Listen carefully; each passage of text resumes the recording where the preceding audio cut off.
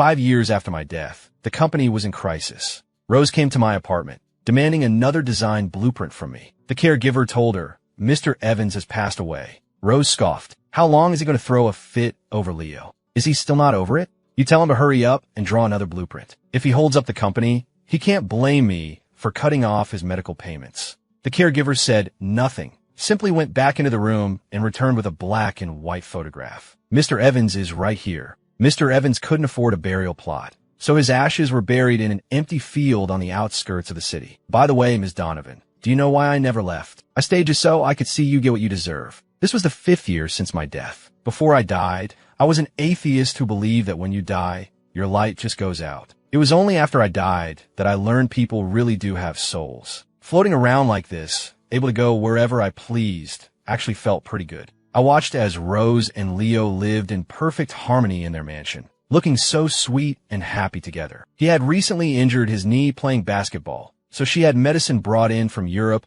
and personally applied the ointment for him. Leo was especially thoughtful, asking, "Mick's wrist was also injured. Shouldn't we send a tube of this ointment over to him?" Rose's face darkened. "He's taken plenty of hits since he was a kid. You should be used to it by now. He doesn't need medicine this expensive." Leo smiled playfully and asked, "Mick won't see you or even call you. Doesn't that make you sad, Rose?" "Sad? Me? Sad over him? You gotta be kidding me." Leo unbuttoned his shirt, revealing his collarbone, and pulled Rose into his arms. "Come on now. If Mick did something to upset you, can't I make it up to you for him? Why don't you check and see how my workouts have been going?" Leo guided Rose's hand to his chest, and she was clearly pleased. "You're always the most thoughtful one." The air in the living room crackled with energy as they playfully wrestled. Rose completely forgot about the company. Sometimes, Rose would suddenly think of me. She would stand before the floor-to-ceiling windows in her office, staring blankly at the sea of stars. "The stars are so bright tonight. I love astronomy. I love watching the stars."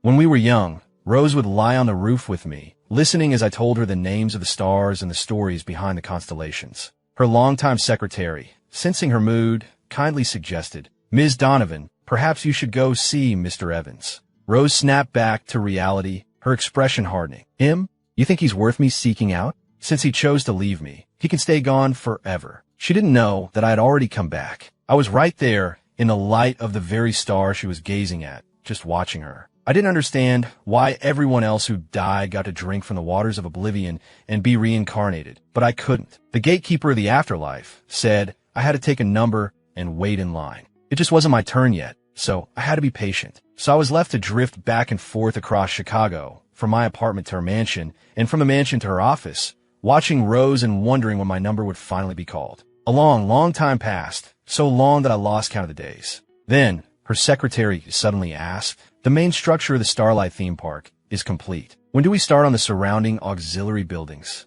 Rose suddenly panicked. At the board meeting, the directors were furious. Mick Evans is the top architectural designer in the country. This project can only be done by him. We've invested too much in this theme park. If we stop now, the losses will be catastrophic. Left with no other choice, Rose condescended to visit my small apartment. It made sense. There were plenty of architects, but very few who loved astronomy. And there were even fewer famous architects who loved astronomy. The apartment was modest, and the caregiver, Caleb, was mopping the floor. He glanced at Rose, flipped the mop over, and kept mopping. Rose stood there with her hands in her pockets, looking out of place. Caleb was Rose's half-brother. His mother died in childbirth, and the Donovan family wouldn't take him in, so he ended up in an orphanage. He never had enough to eat or warm clothes to wear at the orphanage, and since I was looking to sponsor a student, I sponsored Caleb. After he graduated from nursing school, he came to work as my caregiver. Now, seeing Rose, he ignored her as if she was invisible. "Tell Mick Evans I'm here." Caleb plunged the mop into the bucket, swished it around vigorously, and went on mopping. Only after he had finished the entire room did he turn and say, "I can't." Rose let out an exasperated laugh. "Caleb, don't think for a second that just because you left the Donovan family, I can't touch you." Caleb picked up a rag and started wiping down a table. "It's not that I don't want to tell him. It's that I can't speak with the dead. Why don't you go to his grave and tell him yourself?" Rose froze on the spot. Her body went rigid, and the color drained from her face. But she quickly composed herself, forcing a smile. "Caleb, you resent Leo. You resent him for giving me the idea that led to your mother's death. So you're making up this story to hurt me." Caleb wiped the coffee table until it shined like a mirror, then clapped the dust from his hands, and stood up, speaking bluntly. I don't resent Leo. I resent the entire Donovan family. Your bastard of a father forced himself on my mother, and you, his venomous daughter, conspired with your lover to have her killed. The fact that people like you are still walking this earth means the devil must be asleep at the wheel. Rose shook her head dismissively. That's all in the past. Let's not talk about it. Besides, it takes two to tango. Are you saying your mother was completely innocent? Caleb's gaze was venomous. That's exactly why I hate the Donovans. Every last one of you is the same. You have no morals and treat people's lives like they're worthless. Rose was furious now. Who do you think you are? I'm being generous just by letting you live. She waved a dismissive hand. I'm done talking to you. Make Evans out here. Caleb slammed the rag on the floor. Are you deaf? I told you, he's in the ground. Don't you hear me? Make is dead, on a desolate patch of land on the outskirts of Chicago, miles from anywhere. Caleb led Rose on an hour-long walk until her high heels were caked with dust. He pointed to a small, unmarked mound of earth. This is it. I floated in the air, watching Rose. She took off her sunglasses, wiped a tear from her eye, and stared at the mound of dirt, her face a mask of disbelief. But then, as if a thought struck her, she shook her head and let out a cold laugh. Her expression was colder than a Chicago winter. It's fake. This is all fake. Rose was furious. Don't think I don't know what you're up to. You just don't want to draw the blueprint for me, right? You just want to see me fail, don't you? Rose pulled a piece of paper from her pocket and read it aloud to the mound of dirt. You remember this promise, don't you? You said, Evans would walk through fire for Rose Donovan. No matter when, no matter where, I will never leave you. I will always put you first and love you for the rest of my life. I watched her finish reading, feeling nothing. Walk through fire? I'd already walked through fire for her more times than I could count. When she was 16, her father was having an affair with an actress who tried to use the media to ruin Rose and her mother. I was the one who hacked the actress's computer, found her conversations with the online troll she'd hired, and saved Rose's position as the Donovan family heiress. The thugs the actress hired almost beat me to death for it. When she first took over the company, no one at Donovan Enterprises respected her. I was the one who stayed up for months creating the Starlight Project proposal that won us the land on the west side and finally earned her the board's respect. Later, she met Leo at a club and brought him into the company. I was utterly disappointed, my heart completely broken. But even after all that, when her company was facing a financial crisis, I sold everything I owned to help her pull through. Shortly after that, I came down with pneumonia and couldn't afford the treatment. I tried to borrow some money from her, thinking that after everything I'd done for her, she wouldn't just leave me hanging. But when I went to her office, her secretary told me that Ms. Donovan was on vacation with Mr. Harrison and was not to be disturbed for any reason. Now,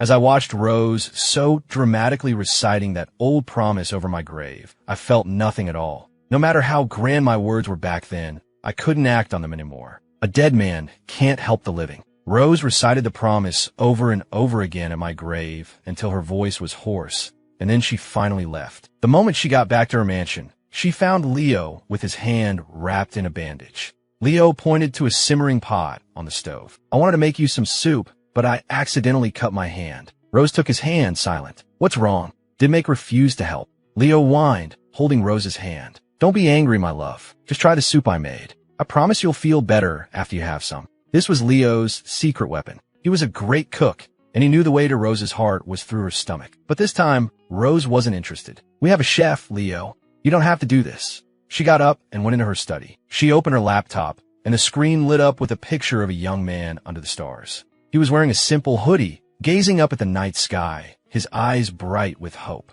Mrs. Peterson came in with coffee and glanced at the screen. Isn't that Mr. Evans? Rose froze. Mrs. Peterson realized her mistake, gave an awkward smile, and quickly set down the coffee and left the room. Rose's finger traced the outline of the young man on the screen as she muttered to herself. You have such a bad temper, not like Leo. He's so easygoing. She repeated it, as if to convince herself. Yes, Leo is better. He's handsome, he knows all the right things to say, and he can cook. The Rose of 10 years ago would never have thought that. Back then, she was just the heir to the Donovan fortune, trying to prove herself. She came to oversee a project at a construction site, and that's where she met me. I was a recent architecture graduate, moving from one site to another just to gain experience. That intense grind paid off. I learned in 6 months what took my classmates years to master. Step by step, I became one of the leading designers in my field. On site, everyone treated me with a polite but distant respect. Everyone except Rose. I come back to my room in the afternoon,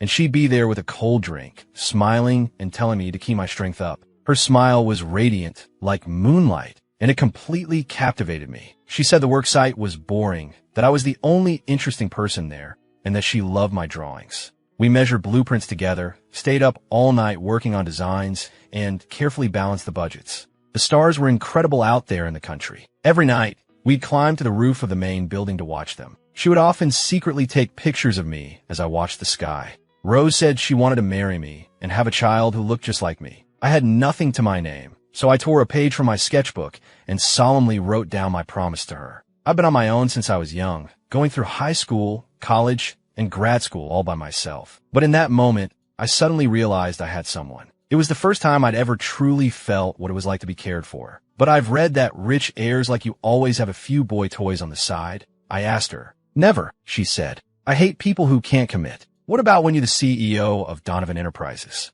I hear CEOs have plenty of charming companions. Rose just stared at me. The entire night, sky reflected in her eyes. She leaned in close and whispered, I only want you. Those words struck me like lightning, shattering all my defenses. We faced one crisis after another, and time and again, we pulled through. The year I turned 27, Rose's father passed away, and she inherited the Donovan fortune. Not long after she took over, she met Leo at a club. Leo was young and passionate. He cooked for Rose every day, writing long, romantic posts about her on his Facebook and Twitter. He even publicly declared he would never marry, that he would wait for Rose forever. The day he started at the company, I asked Rose, do you have feelings for him? She dodged the question. He's just a bit of fun. Every CEO has someone like that. Why can't I? Don't you think you're being unfair? From that point on, a rift grew between us. She suggested we get married, but I refused. I don't share my wife. I told her, my voice cold. Rose grew frustrated. You need to understand, the woman standing in front of you isn't just any woman. She's the CEO of Donovan Enterprises. I shook my head. I wish you were just an ordinary person. Just as Rose complained, I have a bad temper, and I'm not easy to get along with. Most men would kill to be with a woman as rich and beautiful as her, but I refused to play along. Leo, on the other hand, was different. After Rose and I had a big fight, he would make her a calming herbal soup. He'd tell her to cool down, that anger was bad for her health. At first, Rose was annoyed by it, but slowly, she started to enjoy his constant attention, and she gradually accepted him. See, she'd say, there are plenty of men in this world who adore me. Only Make doesn't appreciate me. The girl who used to take my picture and watch the stars with me had finally become a true CEO. Construction at the Starlight theme park had ground to a halt. The board members were hounding Rose relentlessly. Rose started to panic. She hired a private investigator to find me, contacting all my old classmates, friends, and colleagues. The investigator reported back, Ms. Donovan, we can't find any trace of Mr. Evans in the country. Then search internationally. Rose ordered, sounding desperate. Check every single country. I don't care what it takes, find him. I stood beside her, noticing that her pen holder was broken. I had made it for her out of bamboo. I wanted to pick it up and fix it, but my fingers passed right through it. I sighed. Forget it. Some things are just broken, and not everything can be fixed. I wondered if my number for reincarnation had come up yet. I didn't want to keep floating around, watching Rose lose her mind. Just then, Leo walked in. He was carrying an elegant gift box. Inside was a pen holder carved from rosewood. Its fine grain and intricate carvings made my simple bamboo one look pathetic in comparison. He picked up my bamboo pen holder and tossed it into the trash can.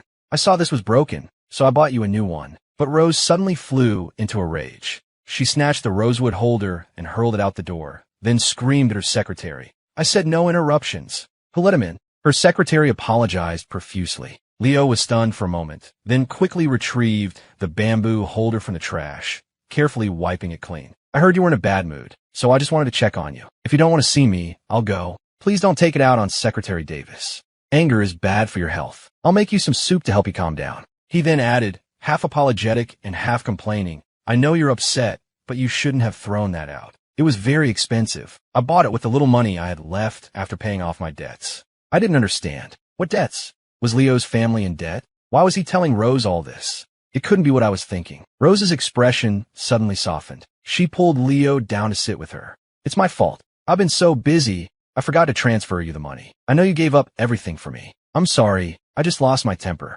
Since Rose took over the company, only one person had ever given up everything for her, and that person was me. How could she possibly think it was Leo? Then I remembered. I had transferred the money directly into the company's account without telling her. And the intern in the finance department back then was Leo. Rose calmed down and hugged Leo, resting her chin on his shoulder. Leo pouted. "You're so scary when you're angry." The secretary peeked in the door. "Ms. Donovan, get out." Rose snapped, holding Leo tighter. "Can't you see I'm busy?" It went quiet outside for a moment, then the knock came again. "Ms. Donovan, we have news about Mr. Evans." The secretary entered with a man in a suit. He was an account manager from a bank where I had once rented a safe deposit box. The lease was up, and since they couldn't contact me, they had brought the contents to Rose. "These are all the contents of the box. According to our policy, if a client doesn't renew their lease or retrieve their items, the bank has the right to dispose of them," the manager explained politely. "However, considering your relationship with Mr. Evans,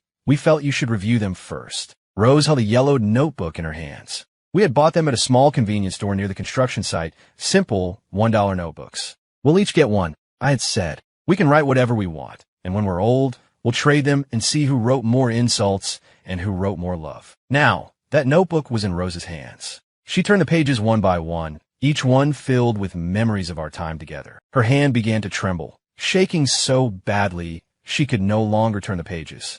Her secretary carefully offered a tissue. "Ms. Donovan, are you?" Rose suddenly pushed it away and laughed. "Liar. Make is such a liar. Does he really think he can fool me with such a simple trick? In his dreams." Secretary Davis, "Do you remember when we were bidding for that West Side property? Make accidentally left a blueprint in the restroom for our competitor to find. And that blueprint had a major flaw in it. Our competitor thought they had us, but they didn't know we submitted the real design for the bid. He's just putting on another act, and you all fell for it?" Rose laughed hysterically. The secretary, Leo, and the bank manager all stood around her, looking at each other, but no one dared to speak. They had all figured it out. They knew I was gone. But as long as Rose refused to believe it, they wouldn't dare say a word. Make just ran out of money for the lease, so he came up with this scheme to make me give in and send him money. What a schemer. Rose stared at the notebook, her expression grim. "Secretary Davis, go to the apartment. Tell the caregiver if Make doesn't show his face, he can get out of that apartment too." As I recall,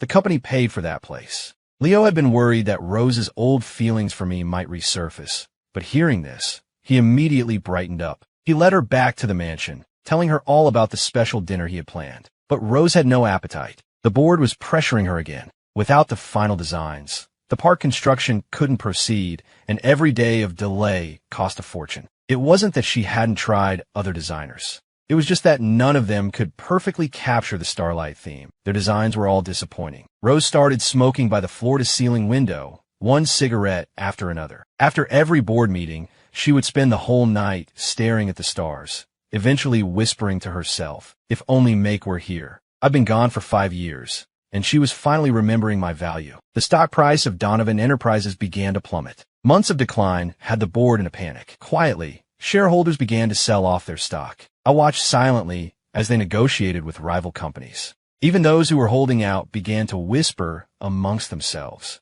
"Stop waiting for Evans." I heard Ms. Donovan visited his grave. He's really gone. And so, more and more people sold their shares, looking for an exit. See? Even strangers knew the truth. But Rose refused to believe it. Or maybe she just didn't want to. The Starlight theme park had tied up a massive amount of capital. If work didn't resume, confidence would collapse, and Donovan Enterprises would be one step away from bankruptcy. Rose finally snapped. She had Caleb kidnapped. "Caleb, you and Make are so close, aren't you? Let's just see if he cares whether you live or die." I couldn't believe what I was hearing. "Rose, have you lost your mind?" I floated right up to her, trying to stop her. "He's your brother. How can you let them torture him?" But the living can't hear the cries of a soul. Caleb was locked in a warehouse. Rose and men take turns beating him, splashing him with cold water whenever he passed out. I watched, helpless, wishing I could beat those bastards to a pulp myself. I knew how to box. I had a black belt in Taekwondo. If I were still alive, these thugs wouldn't have stood a chance. But now I was just a ghost, unable to touch anything. As night fell, Rose arrived in person. Caleb was on the floor, covered in blood. He looked up at her and smiled. "You're getting desperate, aren't you?" He didn't need to say it. You could see it in her disheveled hair, the dark circles under her eyes, her wrinkled clothes, and the dust on her heels. "You're panicking? That's wonderful. Your misery is my happiness." Caleb laughed, and the sound echoed through the empty warehouse. Rose looked at Caleb, her expression cold and sorrowful. "You hate me because of your mother. But what about Make? Why does he hate me? Why is he hiding from me?" Caleb just kept smiling, saying nothing. Rose continued, as if talking to herself as much as to him. Make doesn't get it. All he knows is his books, his stars, and his designs. He has no idea how hard it is to run a company this size. When I first took over, I had to play nice with the board. They gave me Leo as a gift. Could I really have refused? The reason Make and I ended up like this is because he demanded too much. I told him over and over again that he was the one I loved. I told him I would marry him, that we would have a wedding. What more did he want? Why did he have to make such a scene? I floated there calmly, watching her. She didn't understand. I never cared about a piece of paper from the courthouse. What I wanted was the radiant girl who took my picture under the stars. The girl who loved me, whose eyes were only for me. The girl who didn't care about my temper, who never misunderstood me, and who would never be with someone else. It was a foolish dream, but if she hadn't offered me that drink, if she hadn't looked at me with those shining eyes, I never would have ended up like this. Meg said that if you hadn't promised him that he was the only one, he never would have been so stubborn, Caleb said, wiping blood from his lip, speaking the words I couldn't. Rose was silent. After a long moment, she spoke softly. I did promise that, and I didn't keep it, but he was different. Leo was just a distraction. Mick was the only one I ever truly loved. The stock has been in free fall for months, and our employees are starting to jump ship. Rose clutched her head in agony. If I can't produce those designs and get the park back on track, Donovan Enterprises is finished. She suddenly grew angry. Caleb, your last name is Donovan too. Why can't you tell me where Make is for the sake of the family? Caleb looked like he was about to die from laughter. My name is Donovan? You actually remember my name is Donovan? He said. Did you think about that when you dumped me in an orphanage? And besides, I already told you where he is.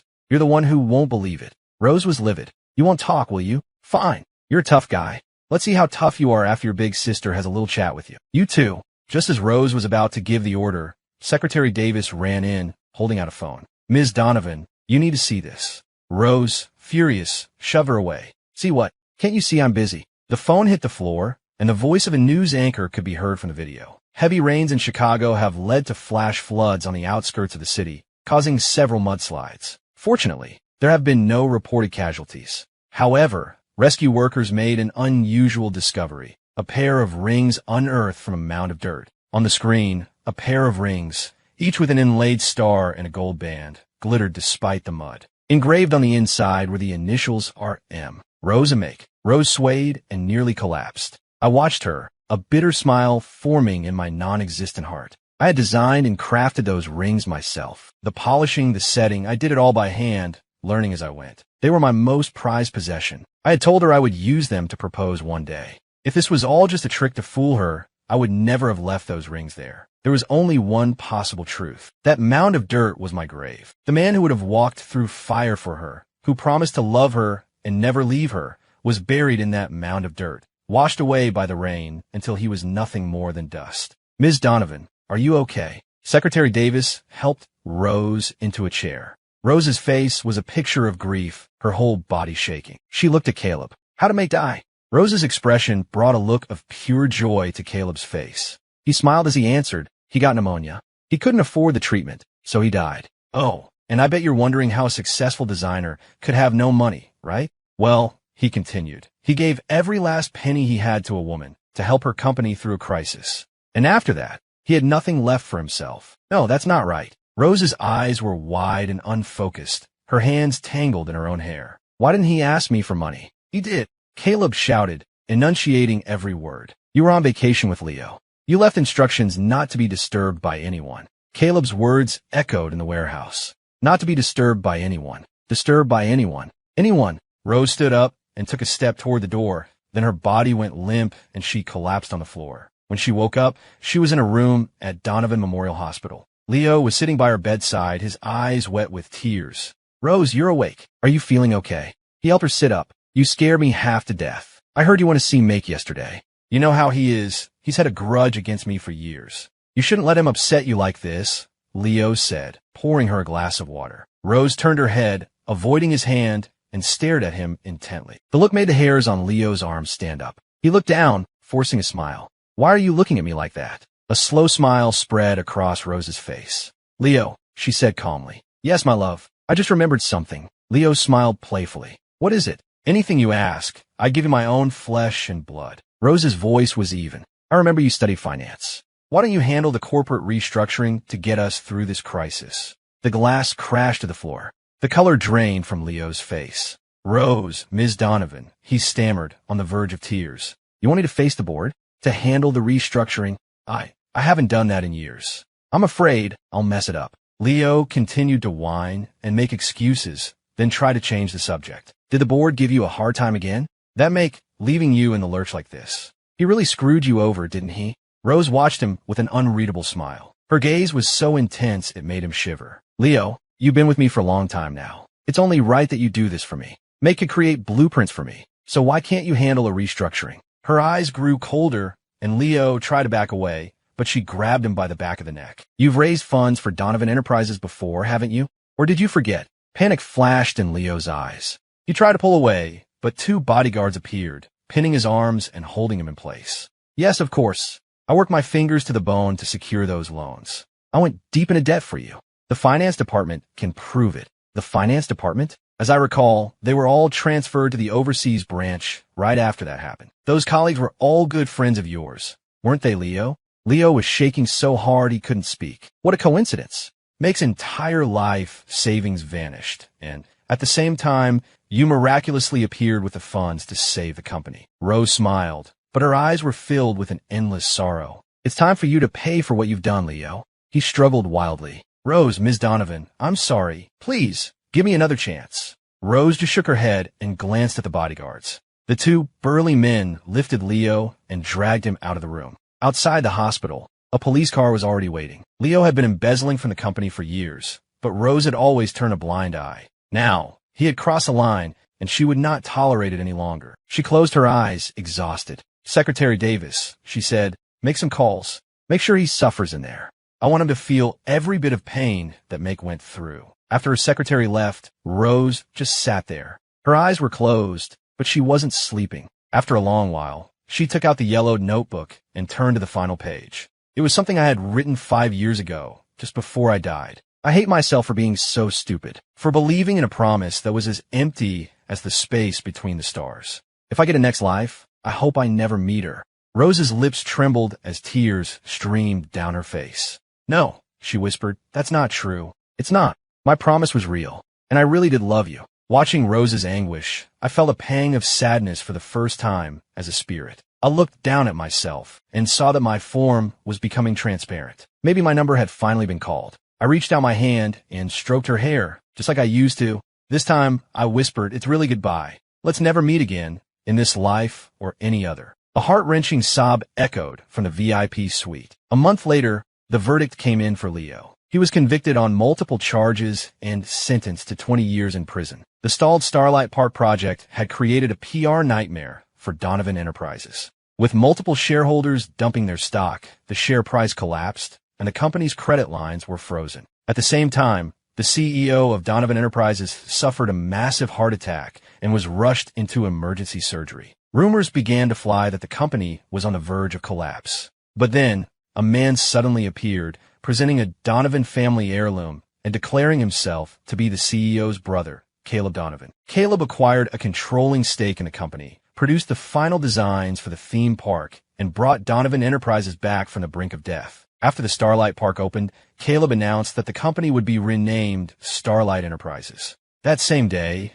the former CEO of Donovan Enterprises, Rose Donovan, died on the operating table. She was 29 years old.